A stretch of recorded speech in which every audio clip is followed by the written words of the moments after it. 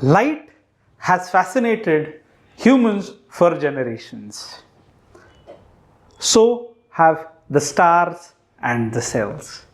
Be it large objects like the moon, the sun, the planets, or stars, constellations, nebulas, galaxies, and so many things that we see in the space, or smaller things, for instance, tissues and cells that we see in our bodies.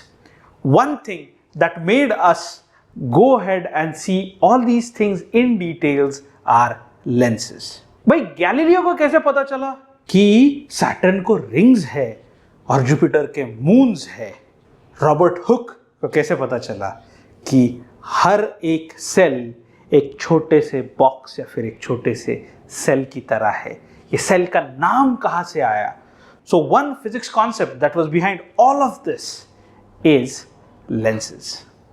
तो आज अपन देखेंगे what these lenses are and how we use them. ये पहला introductory session है of the chapter Refraction of Light through Lenses for class 10th ICSE. Similar topic is there for standard 10th CBSE and standard 10th state board. So if you are not studying in ICSE, still this would be useful for you. So please check out this video till the end. Hey learners, this is Dr. Rishi from the Learners Academy and today we are going to talk about lenses. तो फटाफट देखते हैं कि पहली चीज जो अपन देखेंगे वो है lenses दिखती कैसे है. उसके बाद we will go ahead and see the presentation where I would be explaining how lenses work. In the previous video, we talked about glass slabs. तो ये क्या है? ये glass का slab है. Now what is important here? तो ये दोनों जो उसके surfaces है, they are parallel to each other. This session, we are going to talk about a lens. So this is how a lens is going to look like. In particular, this is a convex lens. तो convex lens है मतलब क्या है? तो it is pointy or narrow at the edges and thick at the center. So जो center में thick है और बाजू में जो on the edges जो thin है, that is called a convex lens. एक दूसरे टाइप की लेंस आती है जिसको बोलते हैं concave lens. नाम ही बता देता है कि exactly opposite होने वाला है. मतलब कैसे? तो it is going to be thick at the edges and thin at the center. तो मोटा मोटा ये दो चीजें जो आपने ध्यान में रखनी है कि the lens that is thick at the center and thin at the edges is a convex lens and the lens that is thick at the edges and thin at the centers is a concave lens. तो ये दोनों को अगर अपन compare करेंगे तो ऐसी दिखेंगी. So I hope you understand the difference and you can also understand the formation of image by these. यहाँ पर अगर आप देखेंगे तो हम लोग डिटेल में देखेंगे कि इमेजेस कैसे फॉर्म होती है, पर अगर ऐसे मैं पकड़ूंगा तो आप क्लियरली डिफरेंस देख सकते हो कि दोनों में जो इमेजेस है वो अलग टाइप की बन रही है. सो अभी आगे चलेंगे और देखेंगे कि how what are they called, what are different type of lenses, what are they called and how we can draw the figures on them. ये सारी चीजें ये वीडियो की सीरीज में हम लोग कवर करेंगे. ये काफी ज्यादा सीरियस टॉपिक है, so we would be doing it using a presentation. Let's go ahead.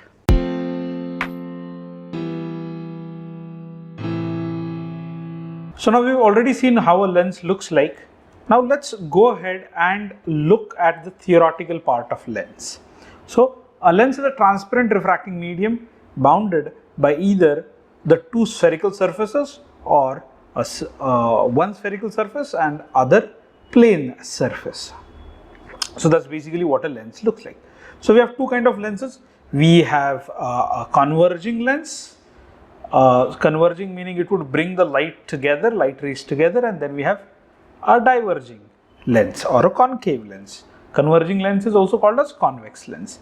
A converging lens or a convex lens, it's thick in the middle as we've seen earlier and thin in the thin at the periphery. Yeah. So let's see what all kind of lenses or convex lenses we have. So we can have a biconvex or a double convex or equiconvex. So biconvex is convex on both the sides. So it is wider at the center and pointy at the edges. Okay, and it is enclosed in two curved surfaces. That's why biconvex or double convex or equiconvex.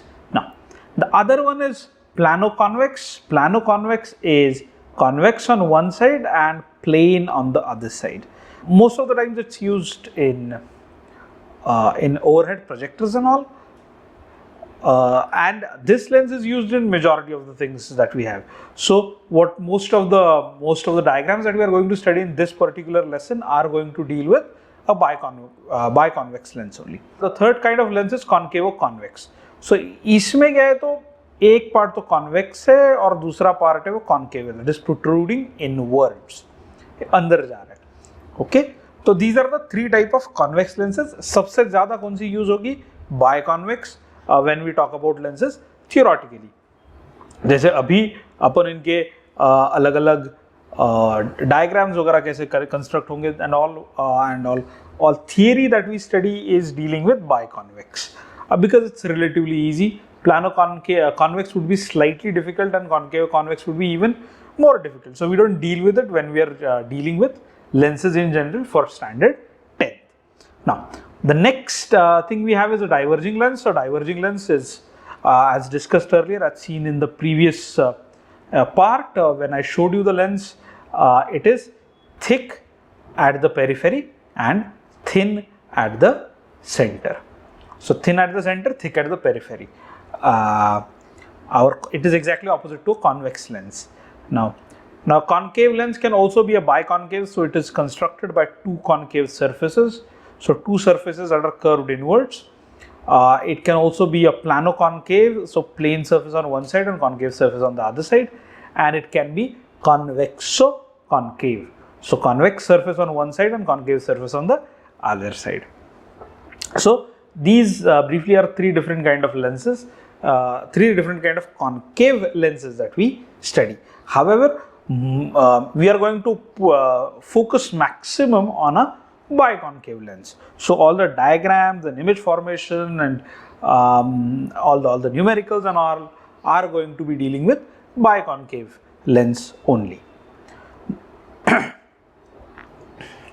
So let's go ahead and check out how lens can be seen as a set of prisms. तो अगर lens लेंगे और उसको ऐसे break करेंगे अपन, so if I take a lens and I cut it into parts, तो अपने को क्या दिखेगा? तो ये ऐसे prism kind of a shape मिल रहा है अपने को. इफ़ यू सी ये ट्राइंगल हो गया एंड देन जैसे अपन ने प्रिज्म में देखा था कि दो ट्राइंगल में इनक्लोज हो जाते हैं, तीन रेक्टेंगल, तो ये वाला पार्ट रेक्टेंगुलर होगा, ये वाला पार्ट रेक्टेंगुलर होगा और ये वाला पार्ट भी रेक्टेंगुलर होगा. सेम वे यहाँ पर भी होगा. अभी इसको अपन और भी अच्छे से देख सकते हैं when we look at the lens in this manner कि भाई ये बीच वाला पार्ट है वो एक ग्लास स्लैब की तरह है, ऊपर वाला पार्ट है वो एक प्रिज्म की तरह है, नीचे वाला पार्ट है वो दूसरे प्रिज्म की तरह है. यहाँ पर भी सेम वे है, पर ये प्रिज्म कैसा है? तो ये उल्टा वाला प्रिज्म है. So it's not a triangular prism, it's a trapezium kind of prism that is there, जिसका एक साइड कम है दूसरा साइड ज़्यादा है. So when we talk about prisms के लिए बेसिकली क्या ज़रूरी है? तो जो साइड्स है वो ऑब्लिग है, थोड़ा सा उसमें एंगल है, ये होना ज़रूरी है. So let's see what would happen to the rays. तो अभी अपने को पता है, जैसे अपन ने पहले इसमें देखा था कि रे ए जो है मेरा, it would go like this and then it would actually turn towards F. Okay, by the law of refraction through a prism, जो अपन ने पिछले पार्ट में देखा था. तो इफेक्टिवली क्या हो रहा है? ये ए वाला जो रे है, it is going to get refracted and it is going to move towards F. B वाला जो रे है वो सीधा सीधा पास हो जाएगा because it's kind of a glass slab. और जो आखिरी वाला है दैट इज रे सी, ये अपवर्ड जाएगा, so giving us so naturally ये डिविएट होगा towards the thicker side of the prism. Prism का बड़ा सिंपल सी चीज़ है प्रिज्म की. अगर प्रिज्म को ऐसा रखेंगे और अगर रे ऐसा आ रहा है तो it is going to get deviated towards the thicker side. और अगर मैं प्रिज्म को ऐसे उल्टा रखूंगा और अगर रे ऐसा जा रहा है तो अगर रे ऐसा जा रहा है तो it is going to get deviated towards the thicker side in both the cases. तो इधर जो हो रहा है कि दोनों जगह पे it is going to get deviated towards the thicker side और not towards the, it would always get refracted towards the और away from the angle of the prism. तो यहाँ पे एंगल ऑफ प्रिज्म ये है और यहाँ पर एंगल ऑफ प्रिज्म ये है। तो दोनों चीज़ों में वो F की तरफ जाएगा and will get the all the three rays focused at F। अभी यही चीज़ अगर अपन डाइवर्जिंग में देखेंगे तो क्या होगा, तो अभी जब ऐसा हो जाता है तो ये एंगल बढ़ जाता है and the image is formed in this. तो ये रे कैसा हो जाएगा, तो ये रे जैसे हमने पहले भी बोला था कि थिकर साइड में जाना चाहिए, तो रे थिकर साइड में जाता है और यहाँ पर भी थिकर साइड में जाता है। Now the rays are going away from each other, so are they going to meet, तो no they are not going to meet, that's why it's called a divergent action and it's called a diverging lens. तो जब भी divergent action होता है तो उसका कौन सा रे पकड़ा जाता है, जहाँ पर वो मीट होंगे तो कौन सी दिशा में मीट होंगे, तो they will meet on the opposite side. तो जहाँ से मेरे रेज आ रहे हैं उसी साइड में वो मीटअप होंगे एट पॉइंट F। तो ये ध्यान में रखना बहुत इंपॉर्टेंट है कि for a convex lens the focus would be on the other side, for a concave lens the focus would be on the same side of the object. अभी ये this is not a general thumb rule, 5 time ऐसा होता है, then there is one particular place where we get the focus on the same side, rays get focused on the same side in a convex lens। वो बाद में देखेंगे अपन when we will be constructing the figures। now so अभी technical terms ये बहुत important है, ये exam perspective से भी बहुत इंपॉर्टेंट है, बिकॉज ये जो टर्म्स है ये आ जाते हैं अंडर डेफिनेशन जो 2 मार्क के लिए आएगा। तो 2 टर्म्स वो पूछेंगे अपने को, तो ये टर्म्स जो कि तू याद रखना जरूरी है। The words, the technical words that are there are to be used whenever you are writing the answer as well. तो सिर्फ सेंटर लिख के कुछ पता नहीं चलता है लेंस का, उसको सेंटर ऑफ कर्वेचर लिखना पड़ता है, क्योंकि सेंटर तो या तो C1 हो सकता है, तो C2 हो सकता है, C2 हो सकता है या फिर O हो सकता है। सेंटर मतलब क्या, तो इट इज अ वेग आइडिया, तो सेंटर नहीं बोल सकते, सेंटर ऑफ कर्वेचर बोलना पड़ेगा। तो जैसे अपन ने देखा था पहले, मैंने जो वो येलो बॉल दिखाया था कि where the lens is taken from, okay, तो वो जो स्फेयर है उसका सेंटर जो है उसको बोलेंगे सेंटर ऑफ कर्वेचर। तो जो majority of the lenses that we use in our labs are having the centre of curvature to be same for both the spheres. तो वो ये छोटा, ये C2 छोटा, ये C1 बड़ा है, ऐसा जनरली नहीं होता है as long as the lab ka lenses are considered, but majority of the lenses that are used in optical devices they have the center of curvature may not be equal on both the sides।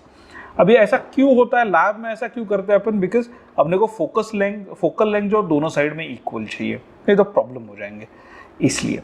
So this is the centre of curvature that we have, the centre of the sphere whose part is the lens surface.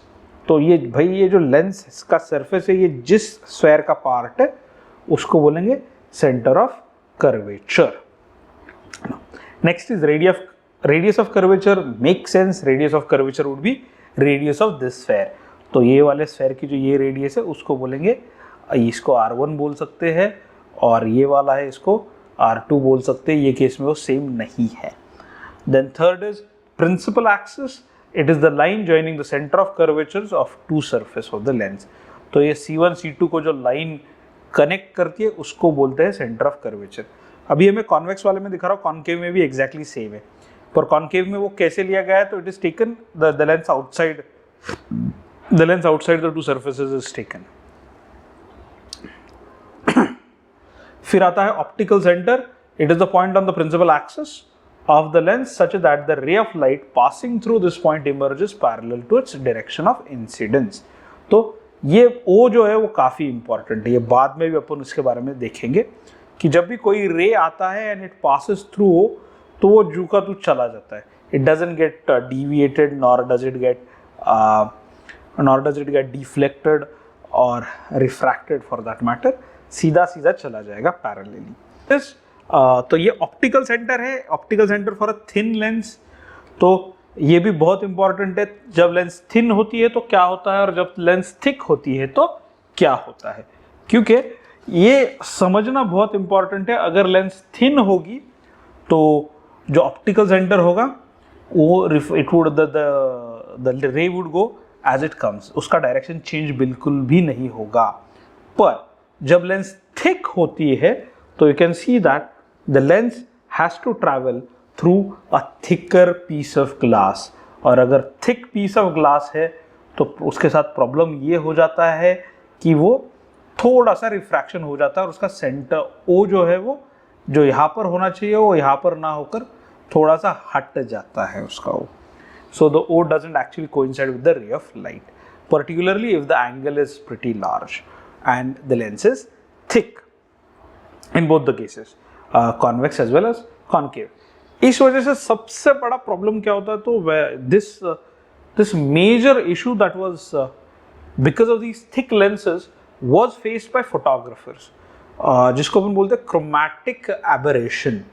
क्योंकि जैसे अपन ने देखा है कि ये prism है, तो इसका अगर ऑप्टिकल सेंटर थोड़ा सा हिल जाए वो लेंस का तो क्या हो जाएगा, तो ये डिविएशन हो रहा है, यहाँ पर रिफ्रैक्शन हो रहा है और ये प्रिज्म की तरह ही काम करेगा। फिजिक्स है तो सारी चीज़ें एक समान काम करती है। तो ये लाइट को करेगा सेपरेट इन इट्स 7 कलर्स। तो जब भी फोटो निकाला जाएगा तो फोटो के एक साइड में थोड़ा सा ब्लूअर शेड आएगा, ब्लूअर आउटलाइन आएगा, और दूसरी साइड में थोड़ा सा रेडर आउटलाइन आएगा। It's called as chromatic aberration. तो ये जब भी लेंसेज थिक होती है तो कई बार ये चीज़ें हो जाती है। ओके, तो ये ध्यान में रखना बहुत ज़रूरी है कि जो ऑप्टिकल सेंटर है वो थिन लेंसेज के लिए ही the ray would pass undeviated. अगर थिक लेंसेज होगी तो it would not be passed undeviated. Now practically इस साल 10th के लिए तो we are going to consider thin lenses only, we are not actually going to consider thick lenses. तो इसका इतना ज़्यादा इम्पैक्ट नहीं पड़ने वाला है from the exam point of view. The next term which is very interesting is the principal foci। अभी किसी भी लेंस के 2 प्रिंसिपल फोकाई होते हैं। तो पहला देखेंगे फर्स्ट प्रिंसिपल फोकाई। तो ये F1 है जो अपने ऑब्जेक्ट के साइड में रहता है हमेशा। Okay, by definition for a convex lens the first focal point is the point F1 on the principal axis of the lens such that the rays of light coming from it after refracting through the lens become parallel to the principal axis। तो अगर मेरा object जो F1 पे रख दूंगा मैं, तो उसकी जो इमेज है वो the image that I'm going to get is going to be at infinity. It would form at infinity. Now why would it form at infinity? Because ये जो 2 लाइनें हैं, ये वाली और ये वाली, ये वाली और ये वाली, they are parallel to the principal axis। Parallel तो where do the parallel lines meet? They meet at infinity। इस वजह से ये they would meet at infinity हम लोग बोलते हैं, और the object would form at infinity। Same way ये जो कॉनकेव लेंस है उसका फर्स्ट फोकस कहाँ पे होगा, तो वो देखेगा तो वो लेंस के दूसरी साइड में होगा, इस साइड में होगा उसका। इसका और इनका एग्जैक्टली ऑपोजिट है। The first foci would be on the other side. And how would we define it? First focal point is a point F1 on the principal axis of the lens such that the incident ray of light appearing to meet at it after refraction from the lens becomes parallel to the principal axis of the lens। दोनों जगहों पे एक common चीज है कि भाई किधर से भी आ जाए, if they are meeting at principal foci then दूसरी साइड में they are going to be parallel to the principal axis।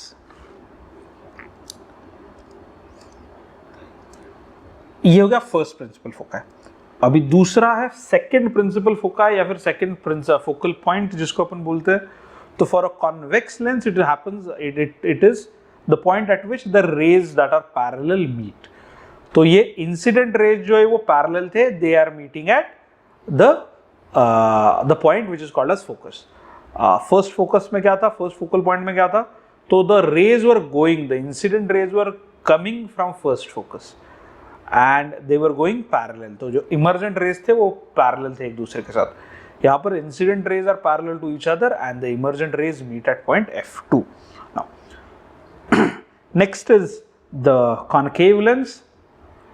In concave lens what happens, तो इसका F2 जो है वो देखो जैसे कॉन्वेक्स का F1 था वैसे इसका F2 है। It would be on the same side of the object. Next is focal plane.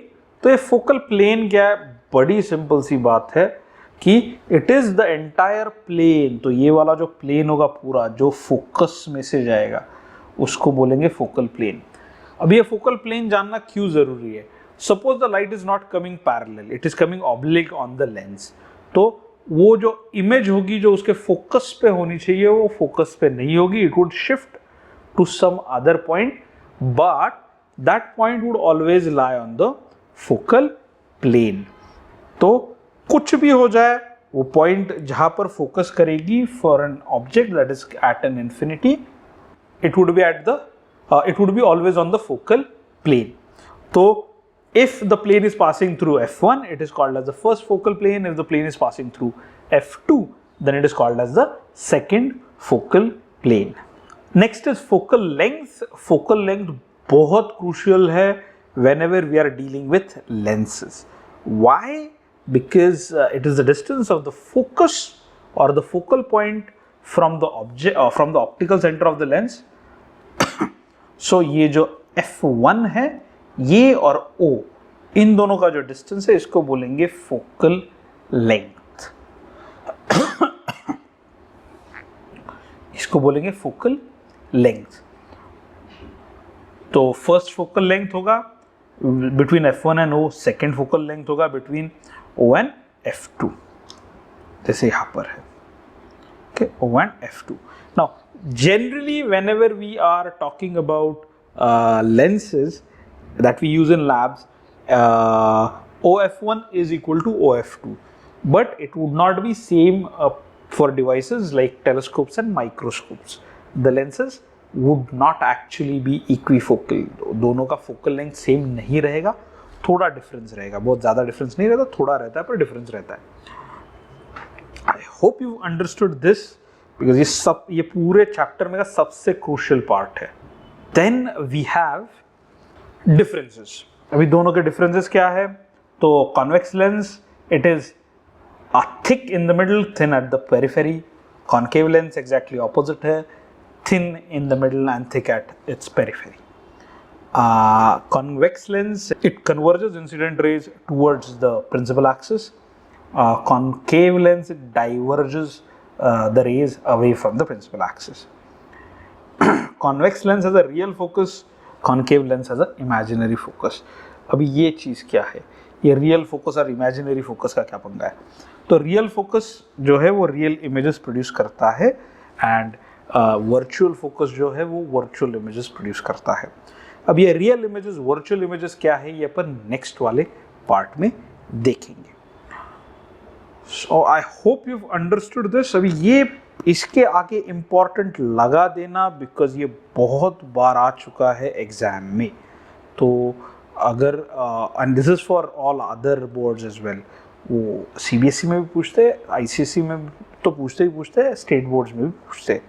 So irrespective of which board you are studying in, ये differences between convex lens and concave lens are pretty important and you should be able to know it. Now refraction through a equiconvex and equiconcave lens. तो अब ये equiconvex और equiconcave का जब refraction होता है, अब ये equiconvex मतलब क्या, तो दोनों के जो फोकल लेंथ है वो एग्जैक्टली सेम रहेंगे। तो ये कैसे काम करता है? तो so we are basically going to treat this part as a big prism. तो ये वाला जो पार्ट है मेरा, ये इसको मैं एक प्रिज्म बना के ऐसे यूज करूंगा। ओके, तो if the ray is coming, ये नॉर्मल n1 है, ये नॉर्मल n2 है, it is perpendicular to this surface as well. तो इन दोनों पर से अपन थोड़ा सा ध्यान लगा के ये समझ सकते हैं कि how it is going to get refracted. तो if you see, if the ray is coming like this, तो इधर टोटली इंटरनल रिफ्लेक्शन नहीं होने वाला है जैसे अपन ने पिछले इसमें देखा था, यहाँ पर ये चेंज हो जाएगा and it is going to bend towards, bend downwards to give us, तो ये यहाँ पर ऐसा होगा और यहाँ पर प्रिज्म एग्जैक्टली उल्टा हो रहा है। तो जैसे अपन ने पहले भी देखा था कि इन दोनों केस में क्या हो रहा है कि since the rays are coming oblique to the surface और the surface is oblique to the incident rays, इस वजह से ये टर्न डिविएशन आ रहा है रे में। सेम वे इधर है, तो डिविएट कहाँ पर होता है, जैसे अपन ने प्रिज्म के डायग्राम्स में भी देखा था कि it is always deviated towards the thicker part of the prism. तो यहाँ पर भी अपन प्रिज्म कंस्ट्रक्ट कर सकते हैं ऐसा वाला, इसका एंगल जो है यहाँ पर होगा ये साइड में, तो at the end it would go outwards. So this is basically what is going to happen. Hope you've enjoyed this session. So I have given a small worksheet after in the description box.